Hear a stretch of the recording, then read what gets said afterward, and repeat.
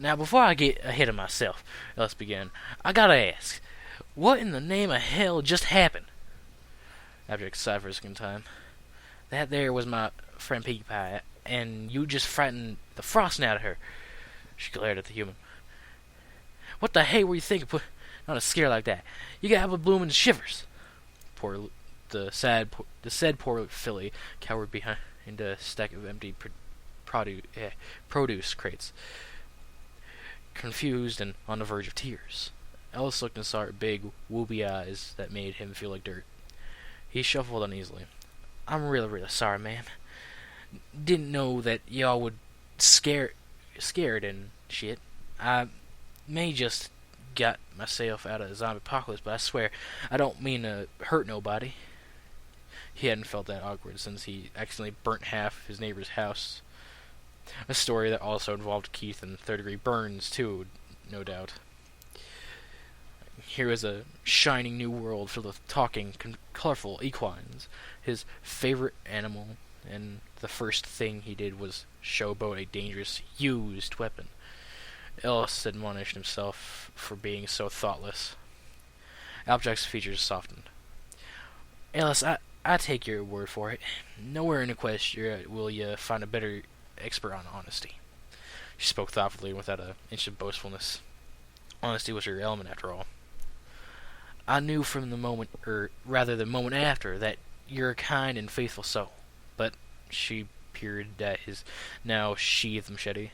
This is something I'd have a hard time believing.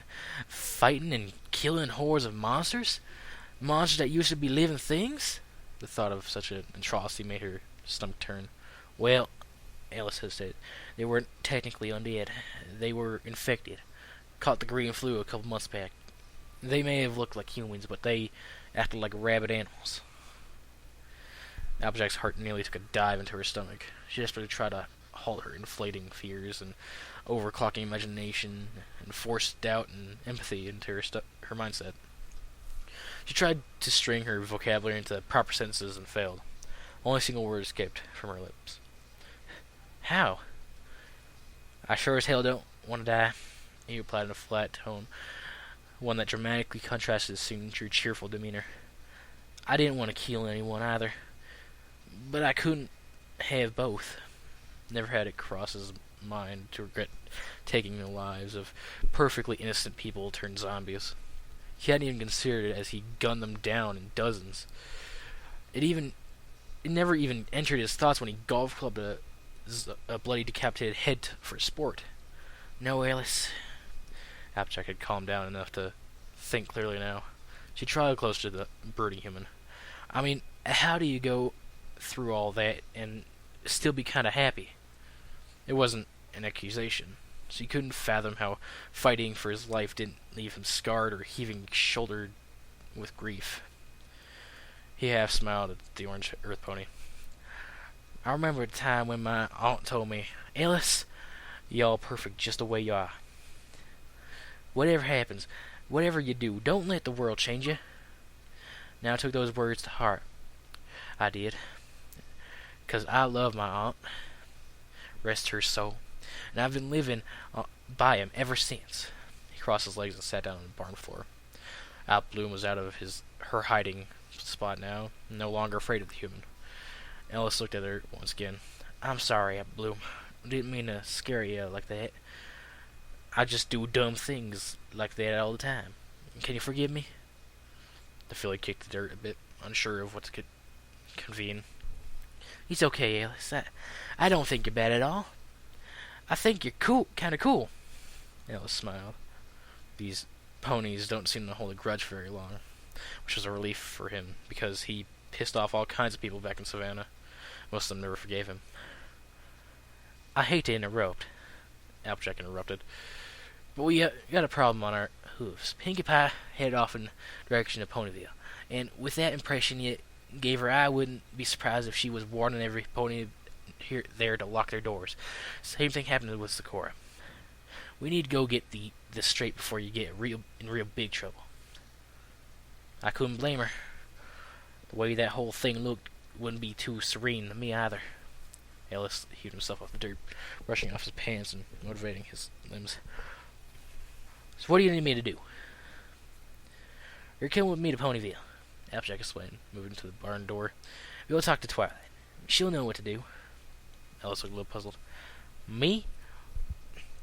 Me? Going to the town that'll be waiting to tackle me? You gone sicky or something? You gone sicky or something? She rolled her eyes. I won't be that bad. A lot of ponies listen to Pinkie, but most of the time it's just Pinkie Pie being Pinkie Pie. Sometimes she can be a little, absolutely freaking nuts.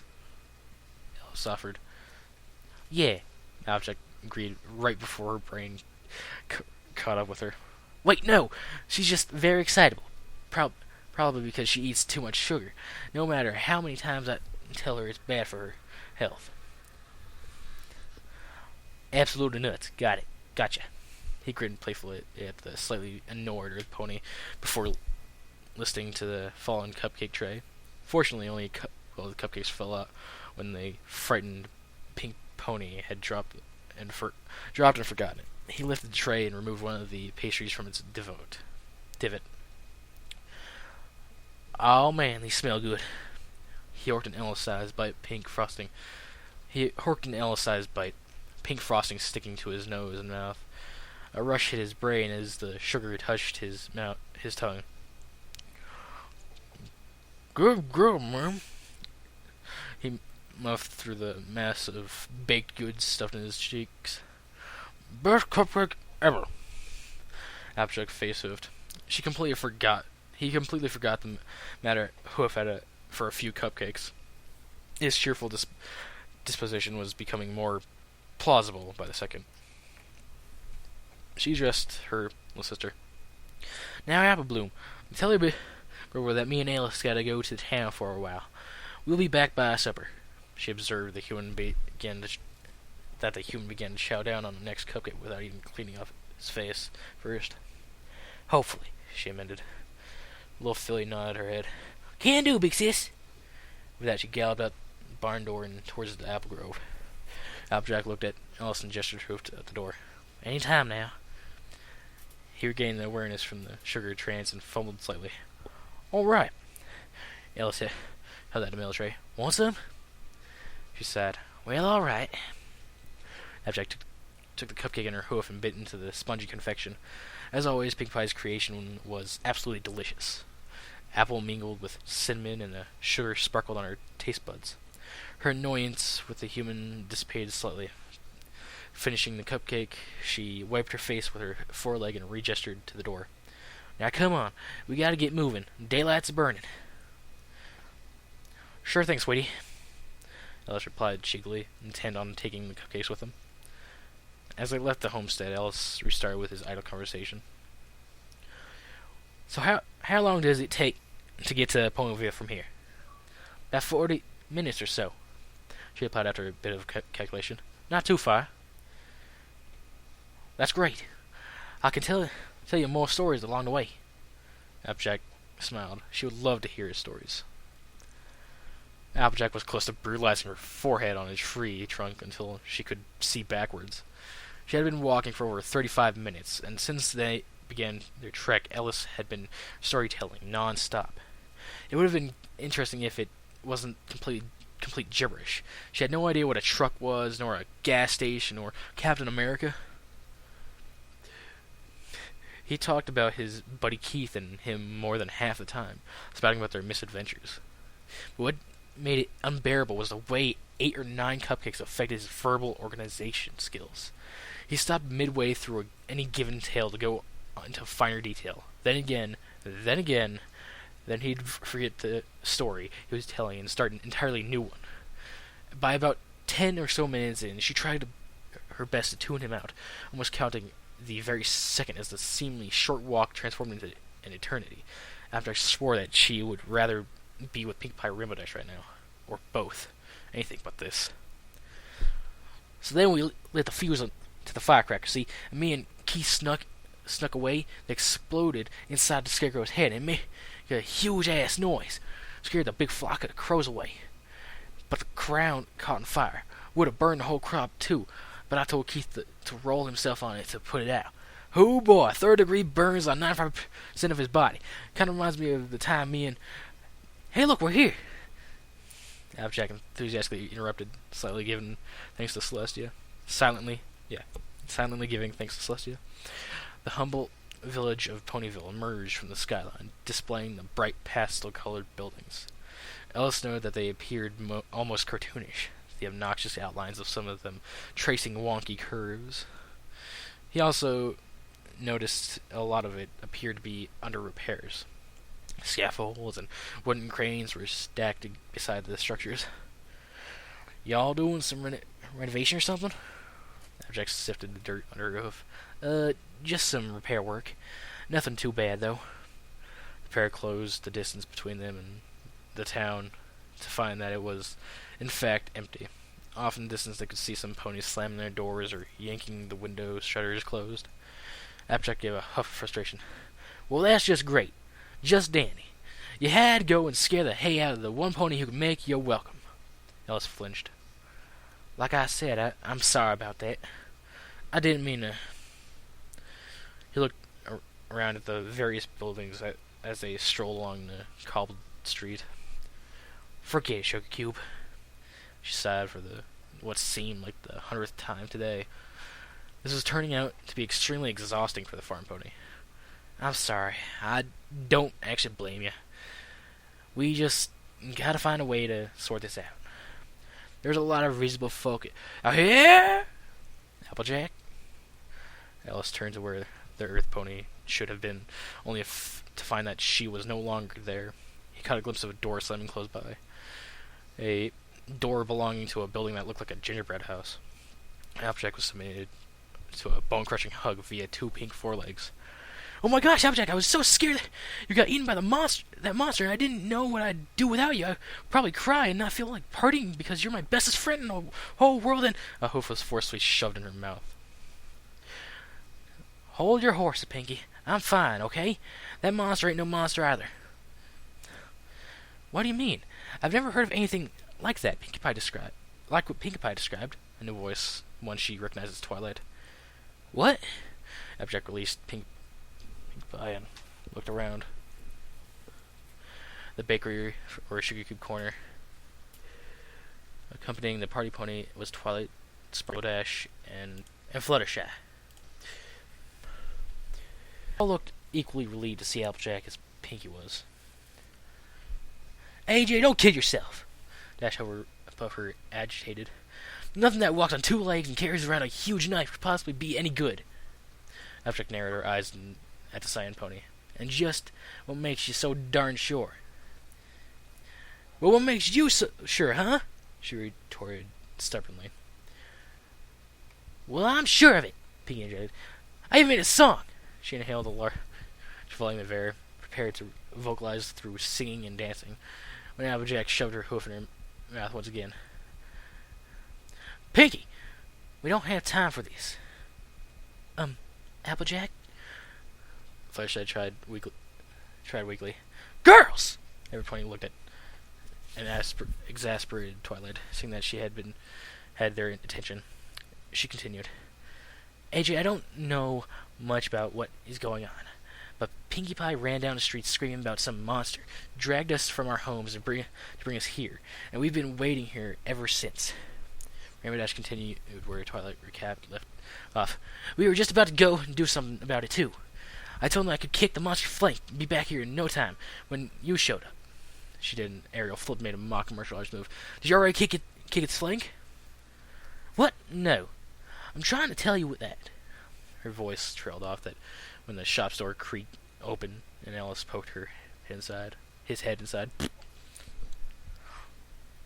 Applejack, you think you could keep me up to date on this stuff? I'm no good at following. Hey, these your friends? Showing himself, and he stood twice as tall as any of the ponies in the room. It's the monster! Run! Pinkie Pie streaked off through the kitchen door. Ellis reached out into the air and attempted to call her. Don't worry. Dash beat her wings and gained momentum. I got this! She was about to shoot forward at the human, prepared to unleash her front hooves fury upon his face, when she was yanked backwards by her tail.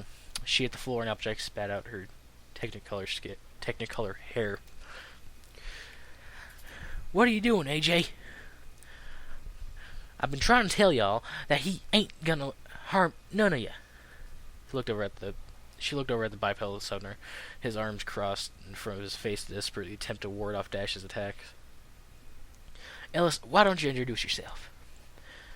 He peeked over his arms to see 4 colorful ponies watching him with curiosity, or in case of Rainbow Dash, hostility. Twilight seemed to be taking interest in the way he moved, the way he walked on 2 legs, while Fluttershy regarded him with indifference, which the others noted with subtle surprise. She would usually be cowering in a kitchen with Pinkie Pie in this case, these types of situations. He cleared his throat. My name's Ellis, and I'm a human and stuff. I have hands instead of hooves, and I walk on 2 legs. He repeated the finger wiggling that he did when he first met Applejack. Rainbow Dash seemed to be captivated by the sight of the tiny digits, but kept a hostile posture out of indignation. Ellis did not continue his introduction, and an awkward silence followed, accompanied by only a hushed cough and soft clops of shifting hooves. Finally, Twilight stepped forth towards the human, tension dissolving in the air as the silence was broken. Pleased to meet you, Ellis. On behalf of Princess Celestia and as her personal student, I welcome you to Ponyville. My name is Twilight Sparkle. She extended her hoof. Ellis took it in his and shook it firmly. Nice to meet you, Twilight, he said while trying to hold back a snicker. The unicorn, however, noticed his change of facial expression. What's so funny? Oh, nothing. It's just where I come from, it would be probably sucked to have that name unless you like vampires. Twilight was none the wiser.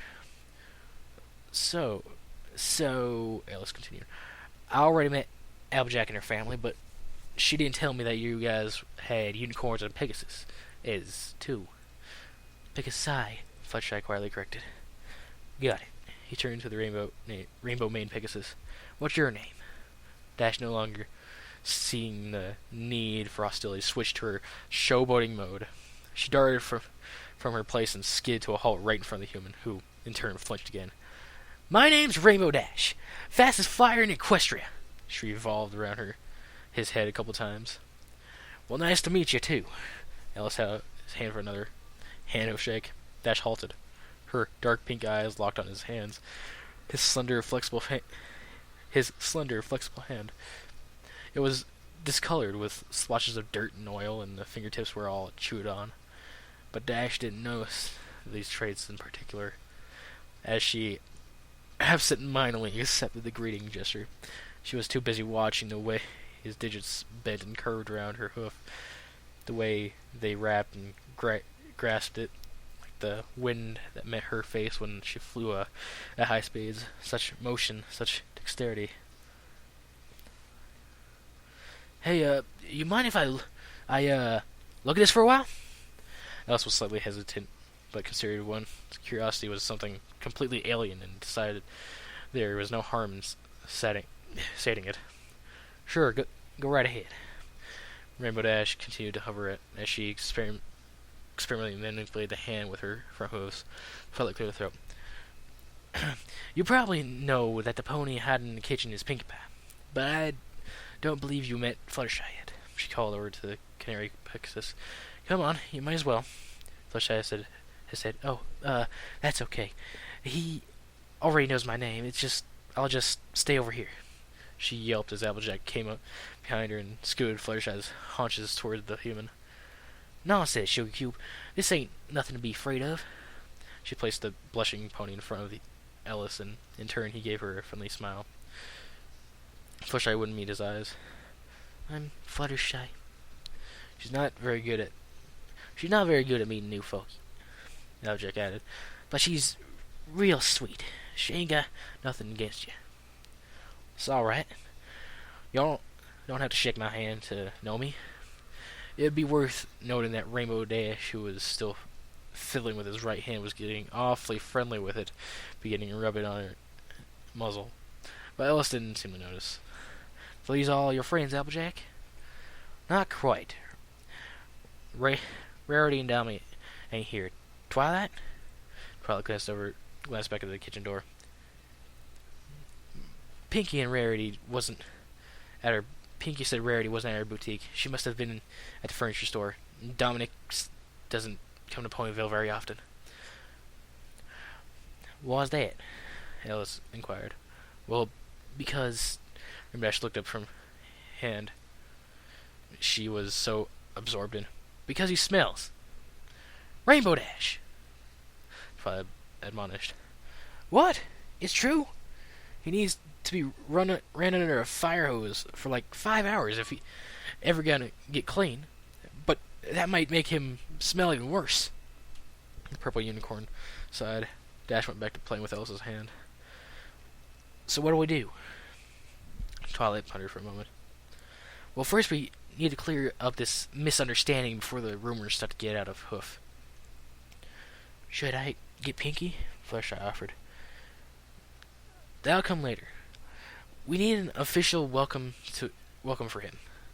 I'll write to the princess and get Mayor to call a town meeting. Then we can have Pinkie throw a party for him when the town's fears have been dispelled. Sounds like a plan. That was great. I love party. He froze in mid-sentence when he felt a wave of hot breath wash over his knuckles. He and every pony in the room turned to Rainbow Dash. Her tongue lolled out of her open mouth. Her cheeks were crimson under the thin layer of cyan fur, and her eyes were half closed, gazing longingly at the human's fingers.